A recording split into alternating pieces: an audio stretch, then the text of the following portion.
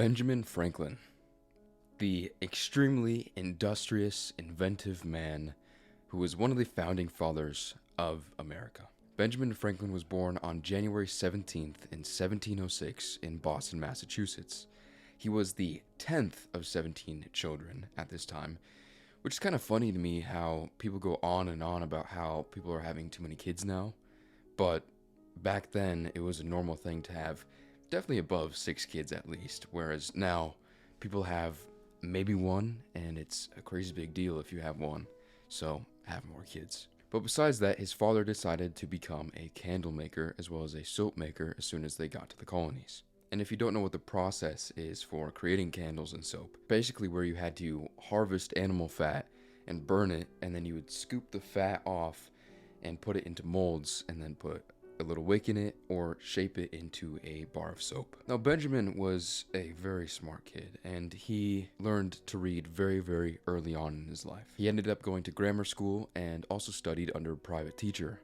And for a while, his father wanted him to be part of the clergy. And that was at least until he was 10 years old, where Franklin's father realized he's not fit to be a clergyman. In no way at all. He was too witty. He liked to push the boundaries, push the limits a little bit. It just was not part of his constitution to go into that field. So his formal education ended when he was 10 years old, but then at 12 years old, he started working for his brother, James Franklin, and James was a printer. One of the first things that Ben started doing for his brother when he was working as a printer was start writing poetry, because it was very popular at the time with other newspapers. However, Franklin quickly realized that that was not a good idea, not just because his father didn't like it and he wasn't that good at poetry, but it just wasn't the kind of thing he wanted to do long term. And when Franklin looked back at that time when he was writing poetry, he was very, very happy he stopped doing that. The one thing he did realize, though, while working for his brother, was how big of an impact you can have on people if you learn to write effectively and competently.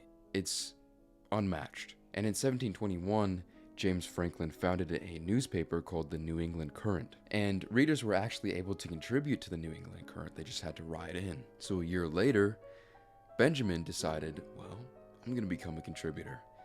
But it was not under his name.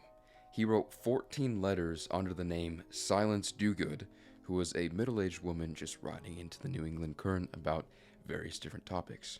Now, Benjamin was able to get away with being Silence Dogood for 13 of the 14 letters, at least with his brother, because by the 13th letter, James Franklin realized, it's probably my little brother. Then after the 14th letter, Benjamin announced that it was him, and he actually gained lots of recognition from it.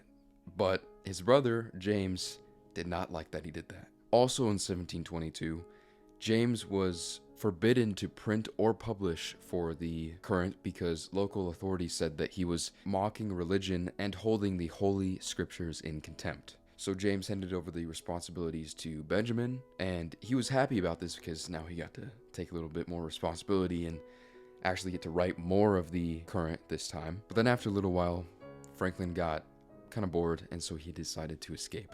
So at the age of 17, Franklin decided to escape to New York. But for some reason, he was actually unable to find work, so then he ended up going to the Quaker-dominated Philadelphia, which was a much more open and tolerant place than Boston was. What Benjamin didn't know is that he would actually end up stumbling into his future wife at the time. Benjamin was hungry, and so he decided, well, I'm going to go to the local bakery. He goes there, buys 3 pennies worth of bread, so he has 1 loaf under each arm, and he has some in his mouth. He's eating it. He looks ridiculous.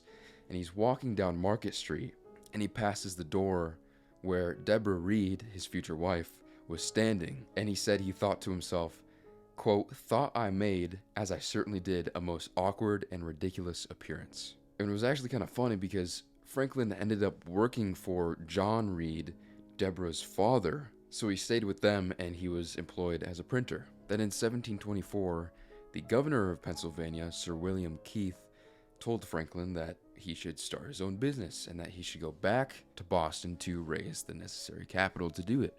But Franklin's father said that that was not a great thing to do at his age. So then the governor offered to actually pay for the bill to start this business himself. And he said that all Franklin had to do was to travel to London to pick the type font and meet with local booksellers. So in November of 1724, while Benjamin is on the ship going to London, he realizes that the governor actually did not sign the letters of credit, which would mean he had paid for him to start the business. So the governor just lied, but Benjamin was still off to London. While in London, he quickly found employment and lots of pleasure. There was theater and women. Women were a weakness for Benjamin Franklin. And while he was in London, he wrote a dissertation on liberty and accessory, pleasure and pain in 1725, and he argued that human beings have no real freedom of choice, so they should not be held responsible for their actions. Which is a bit strange that he would say this, but it could be because he was fooling around with other women, prostitutes, while he was in London, and he actually only wrote one letter to Deborah Reed during his time in London, when before he left London, he promised her that he would marry her. And later, Franklin would actually burn all the copies of that essay. And now in 1726, Franklin was thinking about actually becoming a swimming teacher, which is a bit weird, but he did like swimming. But instead, Thomas Denham offered him a clerkship in a store in Philadelphia with large prospects of commissions in the West Indian trade. And because of this, he decided to return home. And around this time, Franklin actually suffered a pleurisy. I'm not sure how to say it. A pleurisy attack. It's a condition where the layers between your chest and lungs become inflamed and it causes sharp chest pain. And I believe one of the causes is pneumonia, but it seems like he had more than one of these attacks throughout his life, so I'm not sure exactly why this happened to him. And in 1727 or 1728, Franklin had an affair with another woman, which resulted in his illegitimate son, William, being born in about 1728 or 1729. And around this same time as well, he started the Junto, which was a small society group for young men who could gather on Friday evenings, and it was based on self-improvement, study, and mutual aid. I believe it was also called the Leather Apron Club.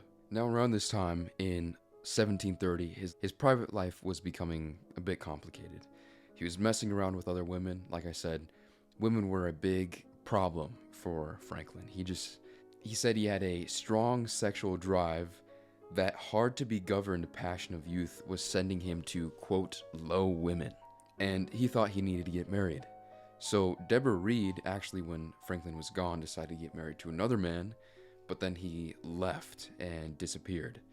So Franklin thought, the best thing I can do is get married, so he went back to Deborah Reed and got married with her on September 1st of 1730.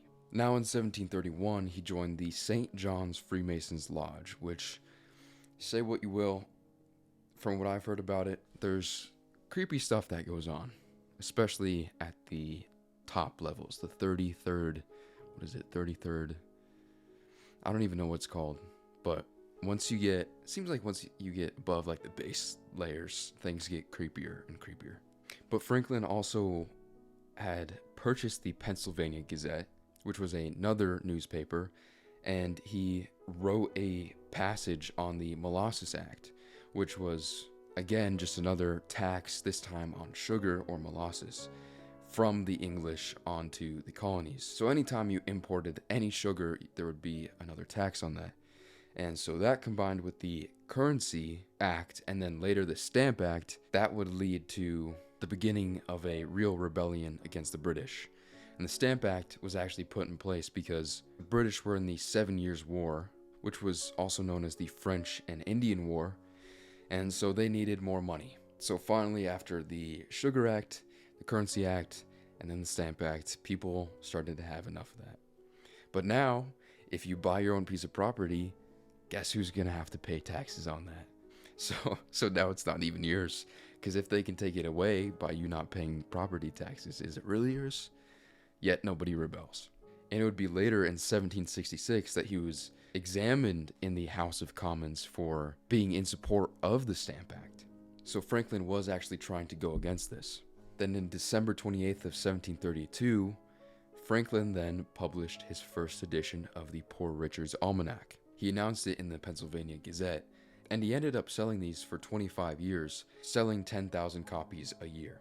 And the almanac contained calendar, weather, poems, sayings, and astronomical and astrological information that a typical almanac of that period would contain. They also included some math problems within them, as well as a lot of Franklin's aphorisms and proverbs.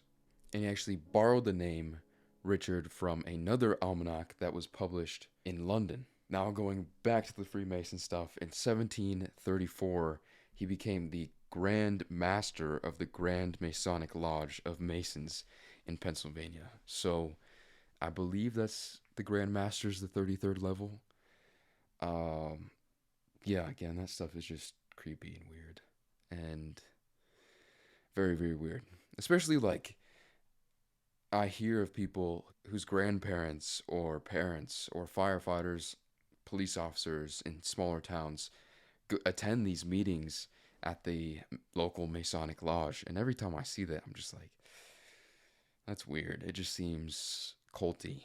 I mean, at very least, at the low levels, it seems culty. I have no idea what goes on in the upper levels. And actually, I have no idea what goes on at the lower levels, because you can't know unless you join, right?